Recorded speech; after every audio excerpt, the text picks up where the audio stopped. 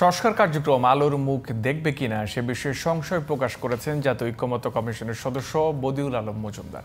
সকালে রাজধানীর একটি হোটেলে বাংলাদেশ রিফর্ম ওয়াচের সূচনা বক্তব্যে এমন শঙ্কা প্রকাশ করেন তিনি।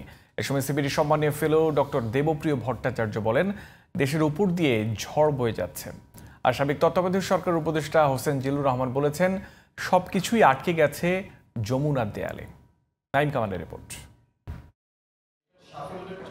বাংলাদেশ রিফর্ম ওয়াচের যাত্রা উপলক্ষে সোমবার সকালে রাজধানীর একটি হোটেলে সূচনা অনুষ্ঠানের আয়োজন করা হয়। আলোচনায় অংশ নিয়ে জাতীয় ঐক্যমত্য কমিশনের সদস্য বদিউল আলম মজুমদার বলেন, জনগণ সোচ্চার না হলে কোনো সংস্কারই আলোর মুখ দেখবে না। জুলাই আন্দোলনে রাস্তা নেমেছিল, বুক পেতে দিয়েছিল প্রায় সবাই, কিন্তু কয়জনে সংস্কার প্রস্তাবগুলো পড়েছে, কয়জনে এগুলো নিয়ে কিছু করেছে, সোচ্চার হয়েছে?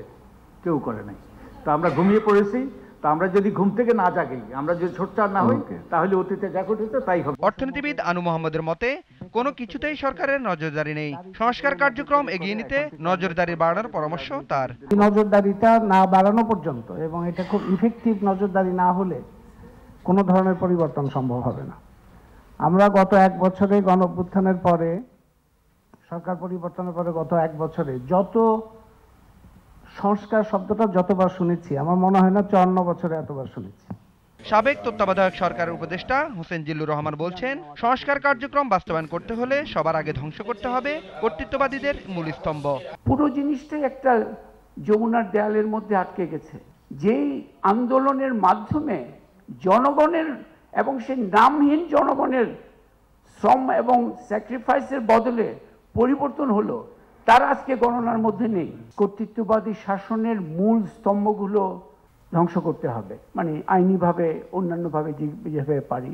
অন্তর্বর্তী সরকার কি পথ হারিয়েছেন, এমন প্রশ্ন ছুড়েছেন সিবিডির সম্মাননীয় ফেলো ডক্টর দেবপ্রিয় ভট্টাচার্য। অন্তর্বর্তী সরকার কি পথ হারাইয়াছে? এই প্রশ্নটি এখন আমাদের মনের ভিতরে বড়ভাবে আসছে, যখন আমরা রাজনীতির ক্ষেত্রে বিভিন্ন ঘটনাবলী দেখছি এবং নির্বাচনের প্রস্তুতিতে বিভিন্ন ধরনের প্রক্রিয়া আমরা এই মুহূর্তে লক্ষ্য করছি। সেহেতু এই মুহূর্তে বাংলাদেশের উপর দিয়ে একটা ঝড় যাচ্ছে।